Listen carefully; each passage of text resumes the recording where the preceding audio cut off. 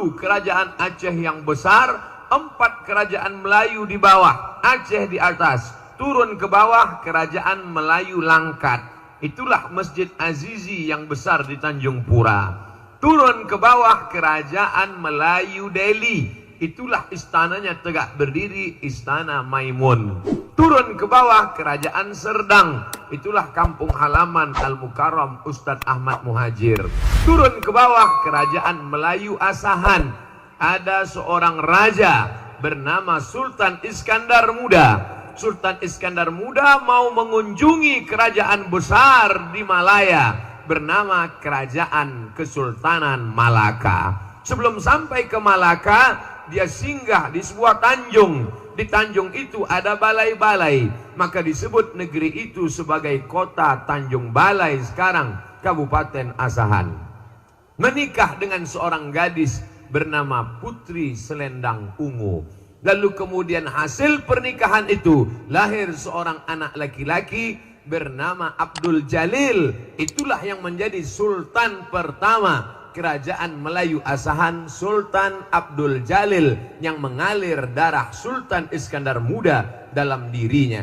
Maka 4 kerajaan ini yang sekarang disatukan dalam Provinsi Sumatera Utara berbatasan langsung dengan kerajaan Siak Sri Indrapura Riau. Ketika itu 4 ini tidak berani diusik oleh Belanda. Kenapa? Karena ada serigala singa besar menjaga dia. Persis seperti saya saat ini. Saya saat ini berceramah, maka semua mahasiswa Civitas Akademika diam mendengarkan. Padahal yang ceramah ini hanya LCMA. Lagi cemas menghadapi anak-anak unsia. Kenapa mahasiswa ini bisa tenang mendengarkan? Sebetulnya yang dipandang bukan yang ini, tapi ada singa-singa besar di belakang. Yang gagah, yang perkasa, yang profesor, yang guru besar. Mereka yang ada di belakang. Disangka orang ini yang didengarkan. Bukan. Inilah bahasa Melayu istilahnya menumpang tuah. Jangan sampai kita tidak sadar diri, tahu diuntung, merasa kita yang bertuah. Belanda tidak berani mengusik kerajaan-kerajaan kecil ini. Kenapa? Karena ada kerajaan Samudra Pasai, kerajaan Aceh yang besar. Tapi mereka sadar, ini Aceh tidak bisa dirusak dari luar. Makin diserang dia makin kuat, makin diserang dia makin hebat, makin diserang dia makin kokoh. Mereka berpikir bagaimana merusak Aceh. Akhirnya mereka rusak dari dalam lewat perbedaan pendapat bernama ikhtilaf. Perpecahan muncul dari dalam. Siapa yang merusaknya? Yang merusaknya bukan orang dengan rambut gondrong, dengan gaya Belanda, Tuan Menir. Bukan. Siapa yang merusaknya? Yang merusaknya adalah orang yang bersorban, pakai jenggot panjang, pakai jubah. Yang kebetulan sifatnya sama, jangan tersinggung dulu. Ini cerita masih panjang.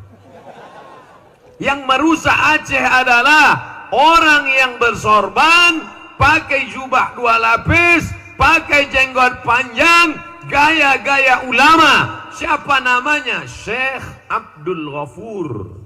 Baru saja pulang dari Makkah Al-Mukarramah, belajar Syafi'i, belajar Maliki, belajar Hanafi, belajar Hambali. Dia kuasai perbedaan mazhab, tapi tujuannya ingin mengobok-obok umat Islam dari dalam. Dia pun pulang dengan karisma ulama, bajunya ulama, isinya snok, hor, gronye, setan, laknatullah alaih. Akhirnya dia obok-obok, belajar dari masa lalu. Kita pernah punya kejayaan yang hebat luar biasa. Dunia ini isinya itu-itu saja. Sejarah berulang, musim berganti, tapi dunia tak pernah berubah. Dulu namanya Snuk Horgronye, munafik kafir, dia robah namanya menjadi Abdul Ghafur. Pura-pura dia masuk Islam, tinggal 6 bulan di Makkah. Didekatinya ulama Nusantara yang kebetulan hebat waktu itu, menjadi ahli hadis, ahli tafsir di Makkah. Laki-laki itu bernama Syekh Muhammad Nawawi Al-Bantani. Al-Bantani sudah jadi provinsi Banten. Satu lagi ulama besar menjadi imam Masjidil Haram, Syekh Ahmad Khatib Al-Ming Al-Minkabawi. Al-Minkabawi suku besar Minangkabau. Bukan sekedar rumah makan sederhana, tapi juga bumi Minangkabau yang melahirkan ulama. Maka hari ini kita sedang seperti yang tertulis di baliho belakang, melalui silaturahim kita tingkatkan ukhuwah kebangsaan. Orang Banten pernah besar, orang Minangkabau pernah besar. Aceh jangan tanya lagi tentang kebesarannya. Yang menulis kebesarannya siapa?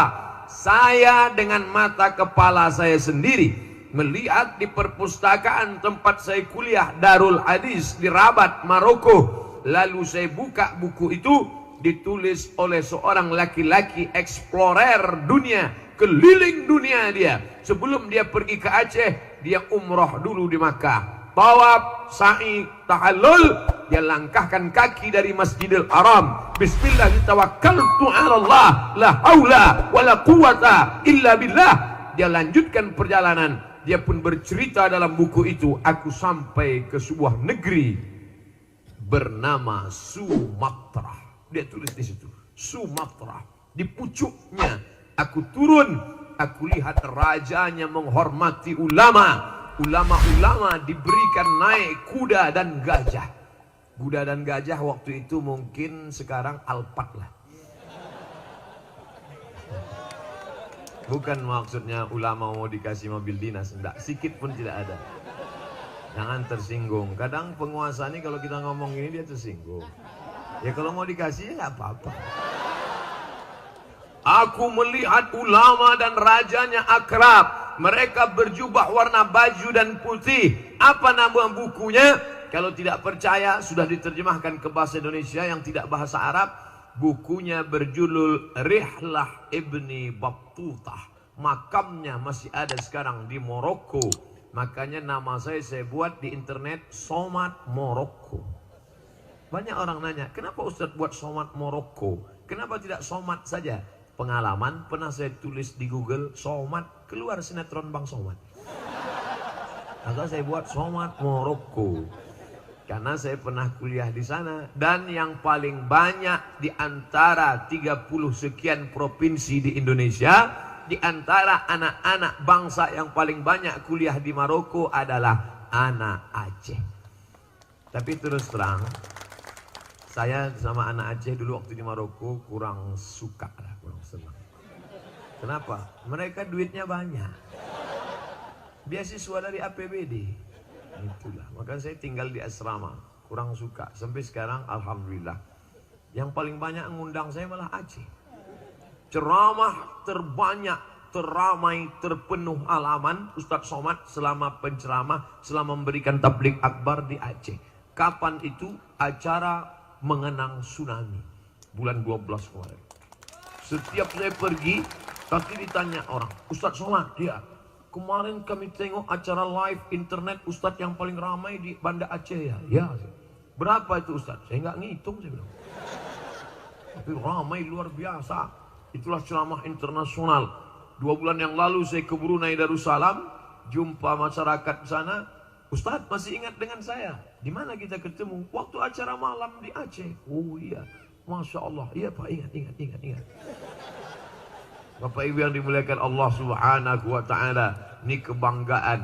Selama di Aceh ini udah saya hitung-hitung dapat rencong lebih 10. Rencong di kanan, keris di kiri, dompet hilang juga.